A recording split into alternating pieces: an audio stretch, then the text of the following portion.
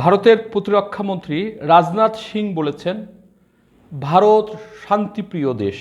শান্তি রক্ষার জন্য ভারতের সশস্ত্র বাহিনীকে যুদ্ধের জন্য প্রস্তুত থাকতে হবে। রাশিয়া, ইউক্রেন ও ইসরায়েল হামাস সংঘাত এবং বাংলাদেশের পরিস্থিতির কথা উল্লেখ করে রাজনাথ তার দেশের সামরিক কমান্ডারদের এই সমস্ত ঘটনা প্রবাহ বিশ্লেষণের পরামর্শ দিয়েছেন। একই সঙ্গে তিনি ভারতের সামরিক বাহিনীকে অপ্রত্যাশিত ঘটনা মোকাবেলায় প্রস্তুত থাকতে বলেছেন। ভারতের উত্তরপ্রদেশের লখনৌতে গত বৃহস্পতিবার সশস্ত্র বাহিনীর জয়েন্ট কমান্ডার্স কনফারেন্সে সভাপতির ভাষণে এসব কথা বলেন রাজনাথ সিং। ভারতের প্রতিরক্ষা মন্ত্রণালয়ের এক বিবৃতিতে এ তথ্য জানানো হয়। প্রিয় দর্শক, ভারতের সাথে আমাদের 4100 কিলোমিটার সীমান্ত আছে, আর সামান্য কিছু আছে মায়ানমারের সাথে। এখানে 2009 সাল থেকে 2020 সাল পর্যন্ত প্রায় 522 জন মানুষ মৃত্যুবরণ করেছে, গুলিতে মরেছে, নির্যাতনে মারা গেছে। এবং 23 সালে, শুধুমাত্র 23 সালে 23 জন মানুষ খুন করা হয়েছে। তারপরেও গত কয়েকদিন আগে দেখলেন যে জুড়ি উপজেলায়, মৌলভীবাজার জেলার জুড়ি উপজেলায় মা এবং মেয়ে সঞ্চিতা রানী দাসের সাথে স্বর্ণা রানী দাস, বাড়ি জুড়ি উপজেলার কালনিগড় গ্রামের বাসিন্দা পরেন্দ্রনাথের মেয়ে, স্থানীয় নিরোধ বিহারী উচ্চ বিদ্যালয়ের 8ম শ্রেণীর ছাত্রী, মাত্র 14 বছর বয়স।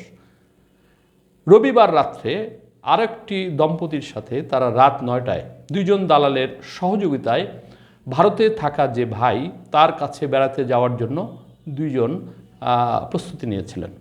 যখন তারা লালারচক বর্ডার দিয়ে পার হতে যাচ্ছিল, সেই সময়ে বিএসএফ তাদের উপর গুলিবর্ষণ করে। সে মারা যায় এবং দম্পতি আহত হয়, তাদেরকে হাসপাতালে ভর্তি করা হয়েছে। তার 45 ঘন্টা পর বিএসএফ লাশ হস্তান্তর করেছে বাংলাদেশের কাছে। প্রিয় দর্শক, আরেকটি কথা আপনাদের মনে থাকার কথা, 2011 সালের 7 জানুয়ারিতে ফেলানি এবং তার বাবা উত্তর ভারতের কোনো একটি রাজ্য থেকে তারা কুড়িগ্রামের বর্ডার অনন্তপুর এসে তারা বর্ডার পার হওয়ার চেষ্টা করেছিল রাত ভোরের দিকে। বাবা বাংলাদেশের ভিতরে প্রবেশ করতে পারলেও কিন্তু ফেলানি সেটা পারেনি। ফেলানির ফ্রগ কাঁঠাতারের বেড়ার সাথে আটকে গেছিল। সে ভয়ে বাবার চিৎকার করায় পাশে বিএসএফ বুঝতে পারে এবং গুলি করে তাকে হত্যা করেছিল। সারা পৃথিবীতে সে আলোচনার ঝড় উঠেছিল। 2022 সালে ভারতের বিএসএফের পরিচালক পঙ্কজ সিং, সে একটি সম্মেলনে এসেছিল এবং সাংবাদিকদের এক প্রশ্নের জবাবে সে বলেছে, যাদেরকে গুলি করে হত্যা করা হয়েছে তারা দুর্বৃত্ত, তারা অপরাধী। প্রিয় দর্শক, কি করে তারা অপরাধী হয়? 1947 সালের পরে যখন দেশ ভাগ হয়, ভারত পাকিস্তান ভাগ হয়, আমাদের পূর্ব পাকিস্তানের সাথে ভারতের বর্ডার যখন বিভক্ত করা হয়, সেই সময় অনেক সমস্যা রয়ে গেছিল। যেমন কারো বাড়ির ঘর পড়েছিল বাংলাদেশে এবং উঠান পড়েছিল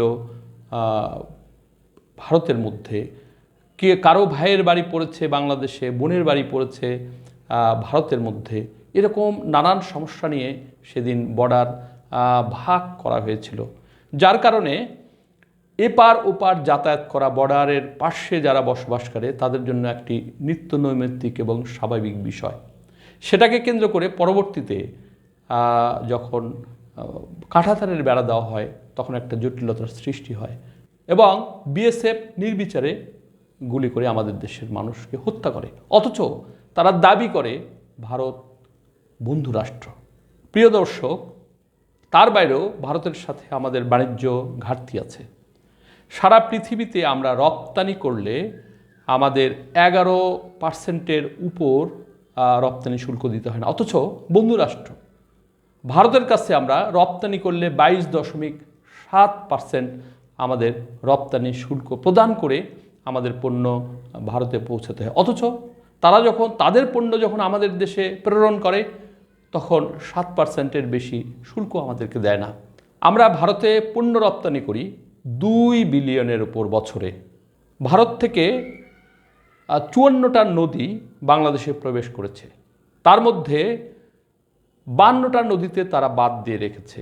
তার ফলে কি হয়েছে, শুষ্ক মৌসুমে তারা পানি বন্ধ রাখে, ফলে আমাদের দেশের শেষ কার্য ফসল উৎপাদন ব্যাহত হয়।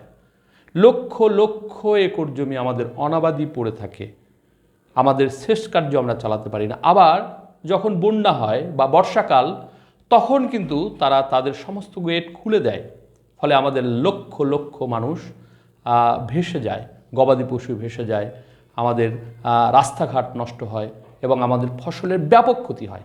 গত কয়েকদিন আগে দেখলেন আমাদের এই অন্তর্বর্তীকালীন সরকারের সময়ই ভারত তাদের রাজ্যগুলোর, বিশেষ করে উত্তর পূর্ব যে সমস্ত রাজ্য যেমন ত্রিপুরা, মেঘালয় এবং আসামের যে পানি সেটা তারা ছেড়ে দিয়েছে, ফলে আমাদের দেশ ভেসে গেছে।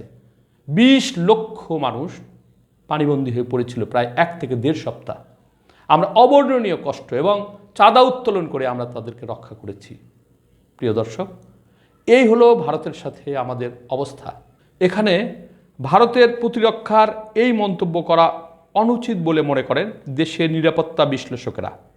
নিরাপত্তা বিষয়ক গবেষণা প্রতিষ্ঠান Bangladesh institute of peace and security স্টাডিজের প্রেসিডেন্ট মেজর জেনারেল অবসরপ্রাপ্ত ম মুনিরুজ্জামান গতকাল প্রথম আলোকে বলেন, যে প্রেক্ষাপটে ভারতের প্রতিরক্ষা মন্ত্রী তার বক্তৃতায় বাংলাদেশের প্রসঙ্গ উল্লেখ করেছেন তা উদ্বেগের। রাশিয়া ইউক্রেন যুদ্ধ আর ইসরায়েল হামাস সংঘাতের সঙ্গে বাংলাদেশের বর্তমান পরিস্থিতির তুলনা করা সমীচীন নয়। মুনিরুজ্জামান বলেন, রাজনাথের এই উক্তির অন্তর্নিহিত কারণ আমাদের খুঁজে বের করতে হবে। প্রয়োজনে কূটনৈতিক পরিসরে প্রশ্ন করেও আমাদের এটা জানা জরুরি। ভারতের শীর্ষ সামরিক নেতৃত্বের সম্মেলনের দ্বিতীয় ও শেষ দিন ছিল বৃহস্পতিবার। সম্মেলনে ভারতের প্রতিরক্ষা মন্ত্রী রাজনাথ বলেন, ভারত একটি শান্তিপ্রিয় দেশ। শান্তি রক্ষার জন্য ভারতের সশস্ত্র বাহিনীকে যুদ্ধের জন্য প্রস্তুত থাকতে হবে। যৌথ সামরিক দৃষ্টিভঙ্গি বিকশিত করার তাৎপর্যের উপর জোর দেন রাজনাথ। ভবিষ্যৎ যুদ্ধে দেশটি যে ধরনের চ্যালেঞ্জের মুখোমুখি হতে পারে সেজন্য প্রস্তুতি নেওয়ার উপর গুরুত্ব দেন তিনি। পাশাপাশি উস্কানির ক্ষেত্রে সমন্বিত, দ্রুত ও আনুপাতিক প্রতিক্রিয়ার উপর জোর দেন। চলমান রাশিয়ান ইউক্রেন ও ইসরায়েল হামাস সংঘাত এবং বাংলাদেশের বর্তমান পরিস্থিতির কথা উল্লেখ করে রাজনাথ তার দেশের সামরিক কমান্ডারদের এসব ঘটনা প্রবাহ বিশ্লেষণ করার পরামর্শ দেন। এই প্রেক্ষাপটে ভবিষ্যতে ভারত যেসব সমস্যার মুখে পড়তে পারে তা বিচার বিশ্লেষণ করার পরামর্শ দেন তিনি। সামরিক বাহিনীকে অপ্রত্যাশিত ঘটনার মোকাবিলা করার জন্য প্রস্তুত থাকতে বলেন। প্রিয় দর্শক, অপ্রত্যাশিত ঘটনা বলতে ওরা আমাদেরকে কি বুঝিয়েছে? আমরা গত 5ই অগাস্টে ছাত্র জনতার এক গণ অভ্যুত্থানে ফাঁসিবাদী সরকার, সাবেক সরকার শেখ হাসিনা উৎখাত হয়েছে এবং ভারতে পালিয়ে গেছে। আমরা 1 মাসের লাগাতার আন্দোলন সংগ্রাম করে আমরা 15 বছর ধরে যারা অপরাধ করে চলেছে, খুন করে চলেছে, গুম করেছে এবং লক্ষ কোটি টাকা বিদেশে পাচার করেছে, সমস্ত মন্ত্রী সেই 5 তারিখের পর পালিয়েছে। তারা যোগাযোগ পর্যন্ত তাদের কর্মীদের সাথে করছে না। তার মানে তারা কত বেশি অপরাধ করেছে। সেই সরকার উচ্ছেদ হওয়ার ঘটনাকে তারা অপ্রত্যাশিত বলেছে। কারণ কি? শেখ হাসিনা তাদেরকে অনেক কিছু দিয়েছে, ট্রানজিট দিয়েছে, তাদেরকে সমুদ্র বন্দরগুলো দিয়েছে এবং তাদেরকে আকাশপথ দিয়েছে। তাদের সমস্যাগুলো কি কি? তাদের অনেক সমস্যা, যেমন চিকেন নেক, সেখানে ভুটান, তারপরে নেপাল এবং একদিকে চীন, তাদের মধ্যে দিয়ে তাদের 60 কিলোমিটার পথ পেরিয়ে তাদের 7 সিস্টার্সে যেতে হবে। 7 সিস্টার্স কি? 7টা রাজ্য, যেমন মেঘালয়, মণিপুর, মিজোরাম, এই সমস্ত রাজ্য, ত্রিপুরা ওই অংশে আছে, যারা প্রতি মুহূর্তে রাজনৈতিক স্বাধীনতা চায়। এবং উলফা নামে একটি সংগঠন ছিল যারা বিভিন্ন সময় বিদ্রোহ করেছে। সেই বিদ্রোহ দমন করার জন্য, রাজনৈতিক কাজের জন্য বাংলাদেশকে অত্যন্ত জরুরি এবং তাদের নিরাপত্তা বলয়ের মধ্যে বাংলাদেশকে মনে করে।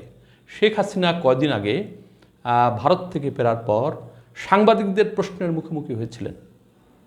তাকে প্রশ্ন করা হয়েছিল, আপনি ভারতে গেলেন, দিলেন অনেক কিছু, কি চাইলেন, কি পেলেন? তখন শেখ হাসিনা বলে, কই, আমি চাইতে পারি না, আমি অন্যের কাছ থেকে চেয়ে নিই না, বরং আমরা দেই। তখন সে বলেছে যে ভারতকে আমরা যত কিছু দিয়েছি সেটা ভারত আজীবন ভোলার কথা নয়। প্রিয় দর্শক, একটা রাষ্ট্রের সাথে আরেকটা রাষ্ট্রের যে সম্পর্ক সেটা এরকম হতে পারে না। দেয়া নেয়ার সম্পর্ক, গিভ অ্যান্ড টেকের সম্পর্ক। প্রতিবেশী একটু বেশি বেশি, তাদের সাথে আমাদের সহযোগিতামূলক সম্পর্ক থাকবে, তারাও আমাদের সমালোচনা করবে, আমরাও তাদের সমালোচনা করব। আমরা কোনো প্রতিবেশীকে আমরা উচ্ছেদ করতে পারি না। আমার বাড়ির পাশের যে প্রতিবেশী আছে তাদের সাথেও এবং তাকেও আমরা উচ্ছেদ করতে পারবো না। ফলে প্রতিবেশী আমাদের যেমন দুর্দশায় আমাদের পাশে দাঁড়াবে এবং কখনো কখনো তাদের স্বার্থের কারণে আমাদের বিরুদ্ধচারণও করবে, কিন্তু সেটা হবে আন্তর্জাতিক মানের, আন্তর্জাতিক আইনের মধ্যে পড়ে কিনা সেগুলো দেখতে হবে। যেমন নদী, তারপরে আমাদের বর্ডার, এই সমস্ত বিষয় এখানে যুক্ত আছে। ফলে শেখ হাসিনা সরকার উচ্ছেদের কারণেই আমাদের এই রাজনাথ কি বলেছে অপ্রত্যাশিত। শেখ হাসিনা সরকার তাদের দেশের পালিয়ে যাওয়া এবং সরকার উৎখাত হওয়া অপ্রত্যাশিত বলে আক্ষেপ করেছেন। গবেষণা প্রতিষ্ঠান এশিয়া সোসাইটি পলিসি ইনস্টিটিউটের সম্মানীয় ফেলো সি রাজামোহন দিল্লি থেকে মুঠোফোনে প্রথম আলোকে বলেন, ভারতের প্রতিরক্ষামন্ত্রী রাজনাথ সিং প্রতিরক্ষা বাহিনীর কমান্ডারদের সম্মেলনে রাশিয়া, ইউক্রেন ও ইসরায়েল হামাস সংঘাত এবং বাংলাদেশের পরিস্থিতির কথা উল্লেখ করেছেন।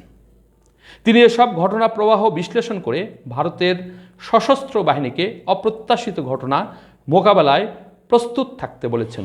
তার এই বক্তব্য নিয়ে বাংলাদেশের উদ্বিগ্ন হওয়ার কোনো কারণ আছে বলে তিনি মনে করেন না।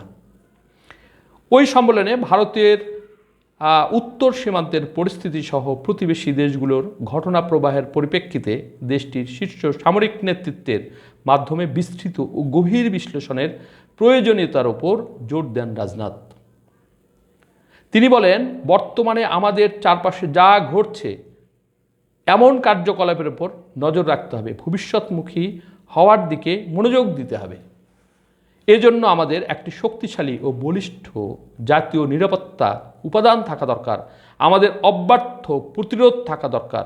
ভারতের সশস্ত্র বাহিনীর অস্ত্রাগারে ঐতিহ্যবাহী ও আধুনিক যুদ্ধ সরঞ্জাম যথাযথভাবে সন্নিবেশ করতে হবে।